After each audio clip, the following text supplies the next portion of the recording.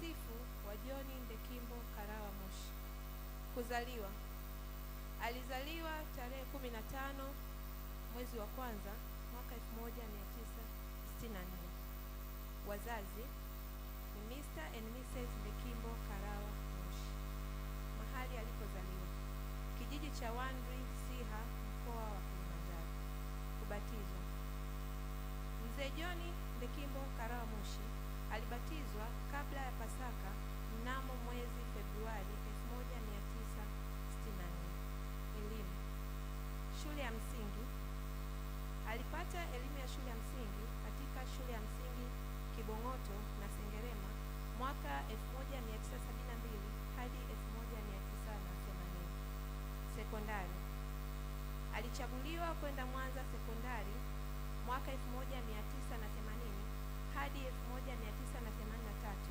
na alifaulu vizuri sana. Kazi. Marehemu baba yetu alifanya kazi katika kampuni ya Irbis Construction Limited. Baada ya ajira hiyo, alijihusisha na ujasiriamali mbalimbali hadi pale umauti ulipomkuta. Ndoa. Marehemu baba yetu alifunga ndoa na Bi Edna John Moshi mwaka 1991 na alibarikiwa kupata watoto 6 na wajukuu 3. Uongozi na nyadhifa mbalimbali.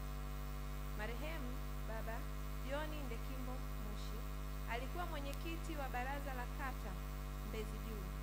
Vile vile alikuwa ni mwenyekiti wa wazee CCM Ndumu. Pia marehemu alikuwa ni mlezi wa maafisa wa usafirishaji kituo cha bodaboda Mbezi Makonde. Vile vile marehemu alikuwa ni mwenyekiti wa ukoo wa Karawa mpaka mauti ilipomkuta. Kanisani. Marehemu alikuwa ni mwenyekiti wa kamati ya ujenzi katika kanisa la TAG Kawe. Vile vile alikuwa ni mwalimu wa watoto ama wanaita Sunday School.